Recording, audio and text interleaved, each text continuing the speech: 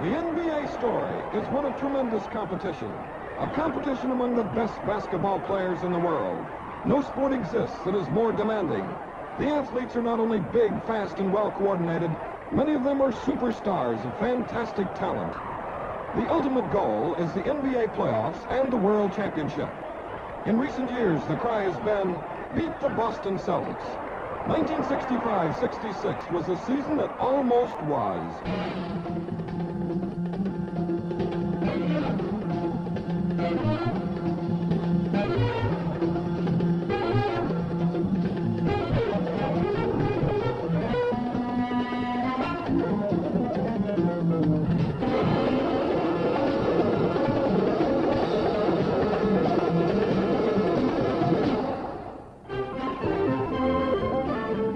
Every season starts the same way. The teams get together to draft the best players coming out of college. Commissioner Walter Kennedy presides, and the manner of selection is based on the inverse order as to how the teams finished. The owners and coaches huddle at separate tables and study the list of about 300 prospects. From 10 to 15 rookies manage to make it each year. A scouting job begins at the start of the college season and ends when the teams sit down to draft. The object always is to build your team toward a championship.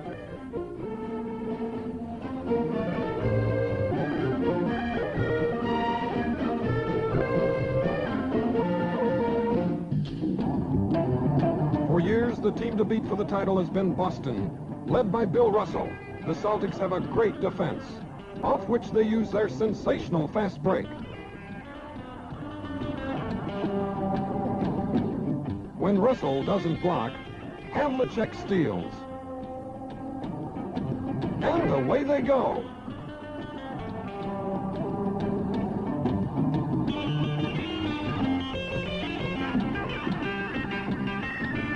The Philadelphia 76ers in white are rugged challengers, mainly because of Wilt Chamberlain, one of the most dominating forces in the game. The 76ers work everything off Wilt from the pivot. Here he feeds Greer.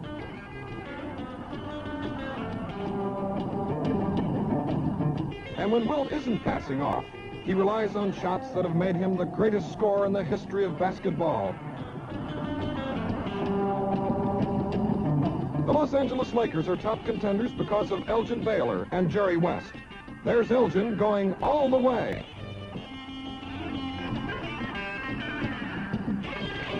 The Lakers also have good rebounding that sets off fast breaks for one of the finest shooters in the game, Jerry West. The Lakers prove there's a place for the little man as Gail Goodrich blocks a shot. And the other guard, Walt Hazzard, finishes it off. When you speak of the Cincinnati Royals, you speak of Oscar Robertson, number 14, and Jerry Lucas, number 16. Lucas is one of the NBA's best rebounders and among its top scorers. And here's the big O, Oscar Robertson, the man who does about everything with a basketball.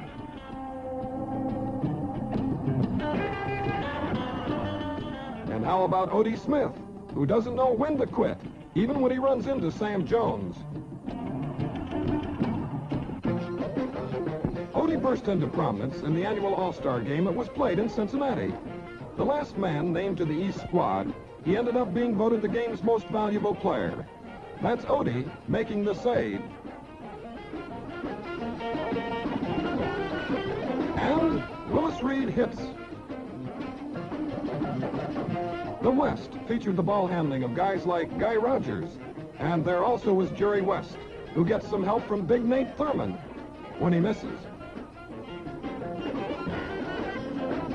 But it was Odie Smith's shooting that helped the East win. And when it was over, the Cincinnati Star joined sportscaster Harry Carey and Commissioner Walter Kennedy as the winner of the sports car for being the MVP.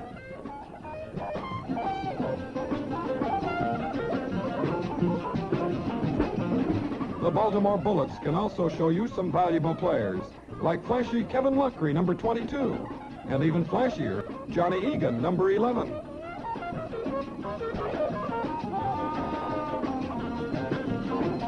Not many players in the NBA shoot better than Don Ole, number 10.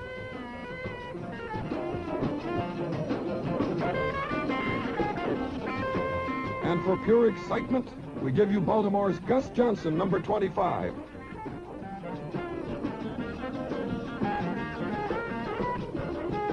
Watch Gus take off for this sensational rebound basket.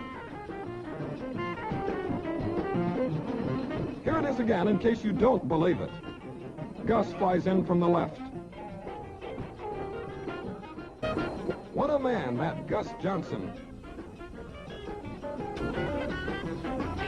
The St. Louis Hawks are the hustle and drive of Richie Guerin, number 15.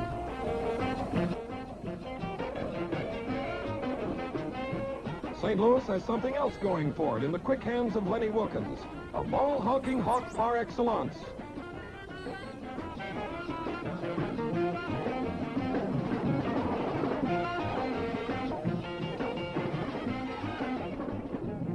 And when you see St. Louis, you see the rebounding of Bill Bridges and Zelmo Beatty, and the attacking speed of a flying Joe Caldwell, number 27.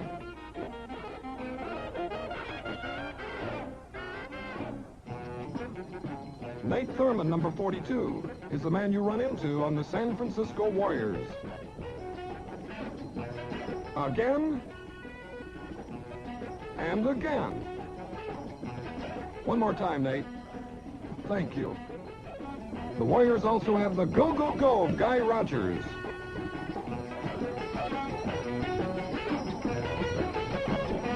And whiz kid Rick Barry shows why he was Rookie of the Year. On the New York Knickerbockers, it is Walt Bellamy and Willis Reed who make the team go. That's Bellamy, number 8. And under the basket, Willis Reed, 1964-65 Rookie of the Year.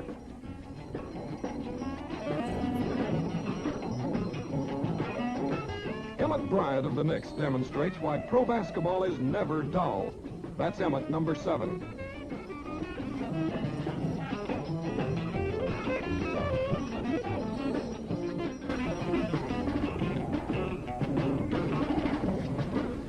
And there is number 5, Dick Van Arsdale of New York.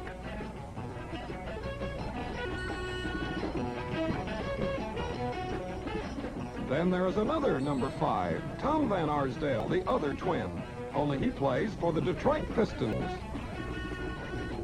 The Pistons' number 14, Eddie Miles, provides the scoring punch. Eddie developed into one of the top shooters in his second year.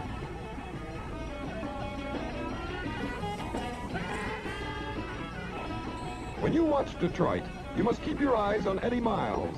But number 22, player coach Dave DeBusschere, can also beat any defense.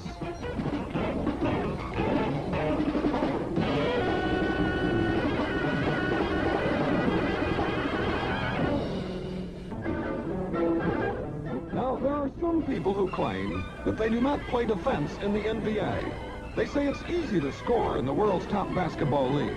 Let's see.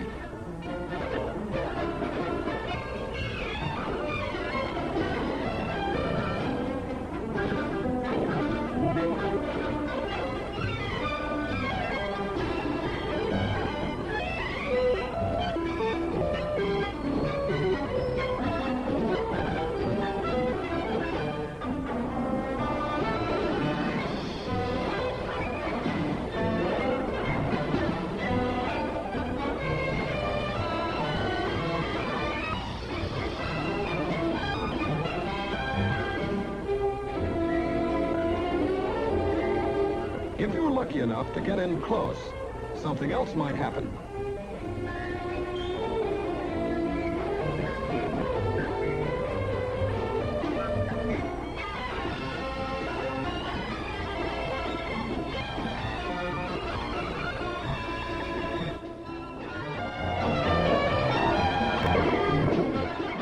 Any questions?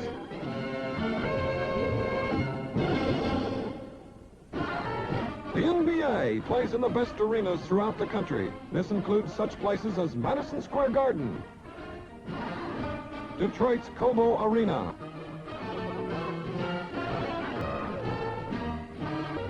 Baltimore's Civic Center,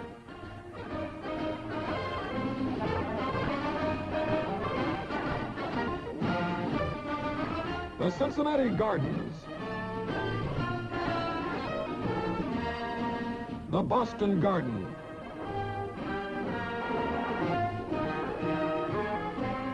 The Los Angeles Sports Arena, and many others. The games attract growing numbers of fans from ocean to ocean, and you'll find many famous personalities in the crowds, ranging from TV star David Jansen and his wife,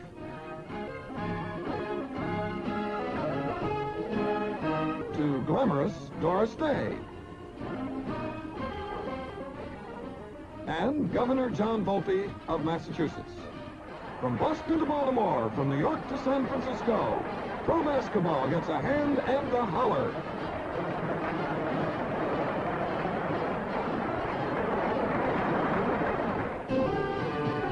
The teams travel by plane to meet their coast-to-coast schedules.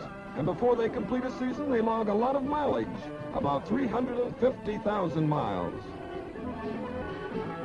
The coast teams, Los Angeles and San Francisco, average about 50,000 miles annually and do the most traveling of all. In short, when you're a player in the NBA, you get to see a lot of the USA.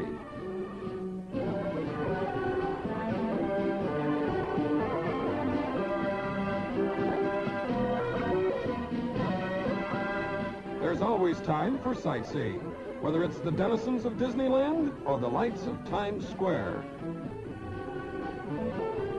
Bonanza's Little Joe and Hoss meet Baltimore's Big Bob and Little John.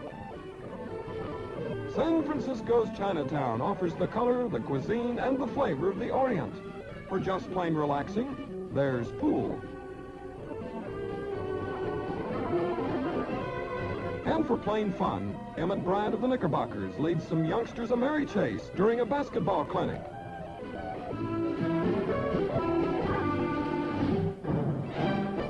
And then, finally, the playoffs. The Cincinnati Royals surprise everyone by winning twice in Boston for a 2-1 lead over the Celtics in the Eastern semifinals.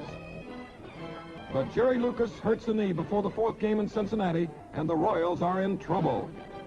Boston, a little taped up also, must win this one or it will be eliminated. Red Auerbach makes a big move by switching John Havlicek up front and into a starting job for the first time. It turns out to be a masterstroke for the Boston coach. At the start of the game, Bill Russell takes charge right away.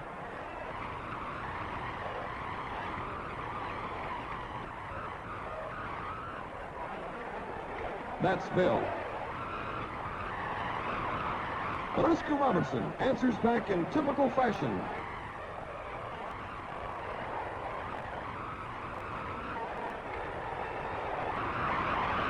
The Celtic defense is outstanding. Casey Jones, number 25, gets picked off. But Havlicek, number 17, switches and jumps out to steal the ball. Siegfried goes on to score for a 58-48 lead at halftime. The Royals have trouble and more trouble with that Boston defense, even the Big O.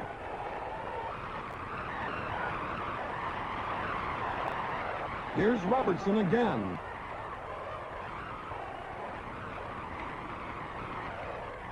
Into Jerry Lucas. Jerry is persistent. Oscar Robertson tries hard to make a game of it. He feeds Wayne Embry for the basket. But Bill Russell and the Celtics are too much for the Royals.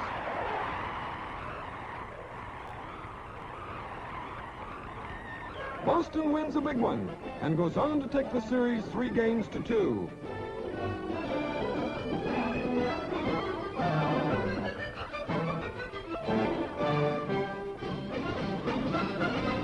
St. Louis goes to Baltimore for the Western semifinal series. That's yours truly with Bob Cousy. Unhappily for Baltimore, Gus Johnson and Kevin Lockery are hurt and of little help to the Bullets. The Hawks have not won in Baltimore all season as the series starts. But the story of this one is that St. Louis scrambles and runs away from the injured Bullets. The Hawks and the blue jerseys have the momentum and won't let up. That's Lynn Wilkins hitting. Wilkins again. Guerin loses the ball to Ole. And Egan flies down court. St. Louis keeps hustling. Watch Guerin prepare for a steal. He's got it, and away he goes. The Hawks lead at halftime, 58-53. The Bullets press, but Swift Joe Caldwell breaks away.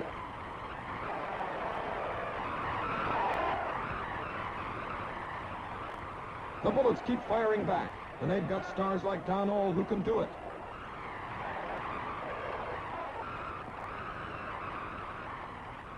But the Hawks keep going and wind up with a sweep of the series 3-0. Happiness is a thing called St. Louis.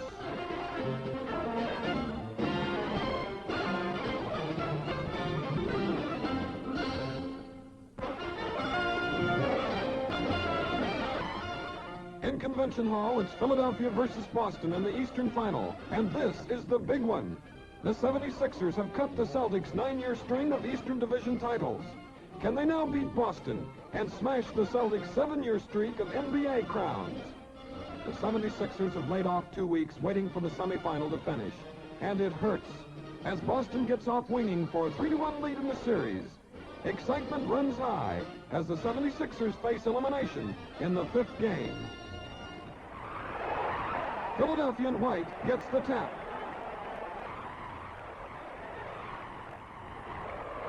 And Wally Jones makes the basket. Boston must contend with Wilt Chamberlain, especially around the basket. Wilt goes through the net to get this one by Russell. It's goaltending naturally.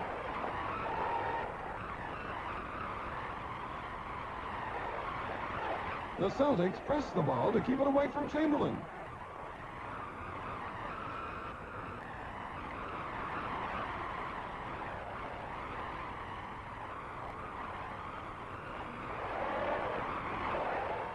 He scores anyway.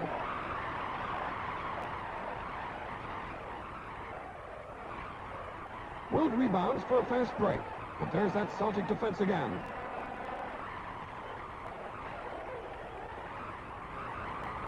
And Russell stuffs one.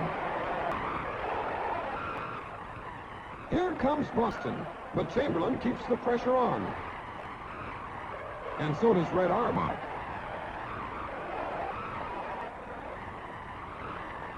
Wilt follows up a miss by Jones, and it's 61-51 Boston at the half. Chamberlain works hard and winds up with 46 points and 31 rebounds. He's murder around the basket.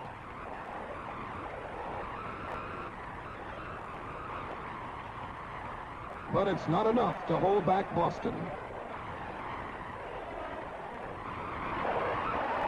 Auerbach's happy. But no victory cigar yet. If anyone figured to take Boston, it was Philadelphia, the Eastern Division champions.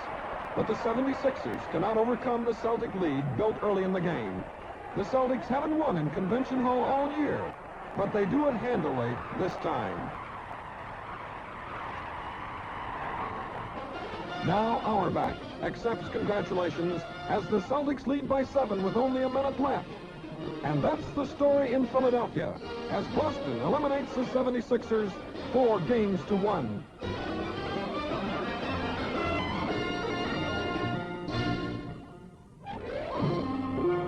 Meanwhile, in the far west, the Los Angeles Lakers and the St. Louis Hawks prepare for their 7th and final game. Freddie Schaus gives his players some last-minute strategy. The underdog Hawks have come a long way in this series.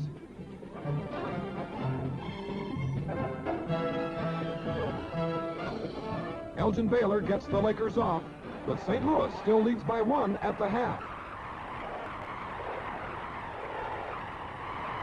Baylor and West keep plugging. Elgin screens for Jerry. Then releases to take a wide-open pass for the basket.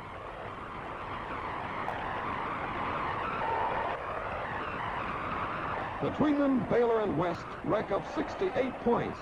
Here, Baylor feeds LaRusso for the score.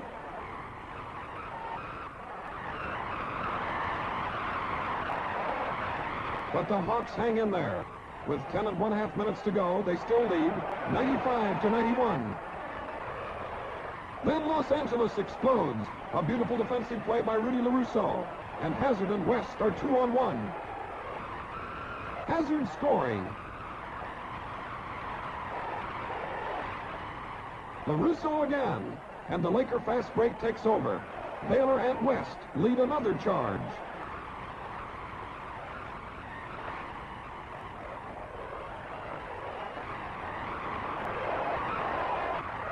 A crucial play is made by little Gail Goodrich, who steals the ball and fires to Baylor.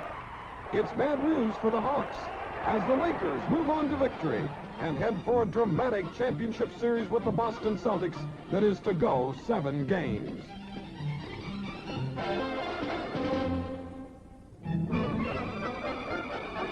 By the time the Celtics and Lakers dogfight to the 7th and final game, Bill Russell has been named to succeed the retiring Red Auerbach as coach for the 1966-67 season. Meanwhile, the headaches belong to Red for one more game. And to Fred Schaus of the Lakers.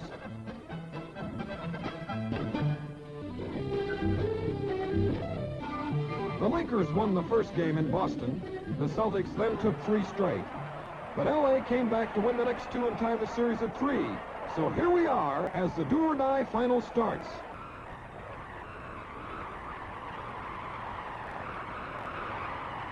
And Casey Jones gets the first basket. Elgin Baylor brings it back. And notice how Walt Hazard gets one up and over Bill Russell.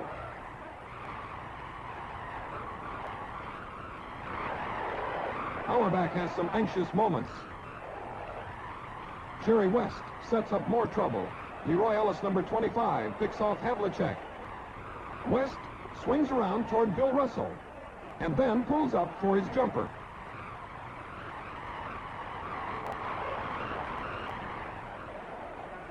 Fred Schaus, the Los Angeles coach, has his unhappy moments too, like here.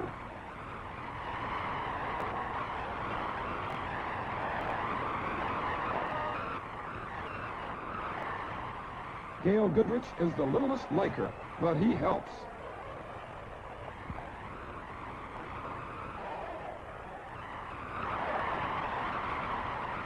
More bad news for Schaus.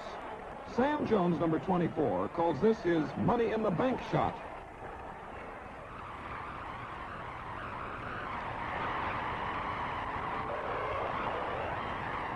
Bill Russell goes all the way.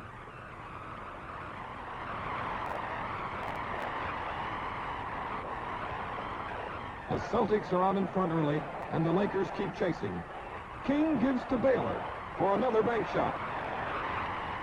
Sometimes the Lakers chase into trouble, as on this pick play. Russell picks off West.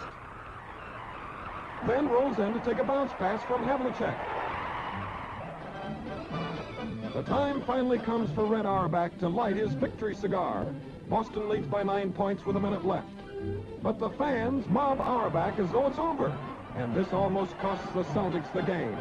L.A. rushes from 6 back with 15 seconds to go to within 2 points as Ellis scores.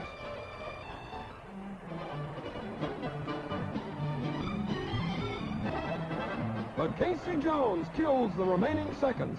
The Celtics have won, and there's bedlam in Boston again. World champions of basketball for the 8th successive year.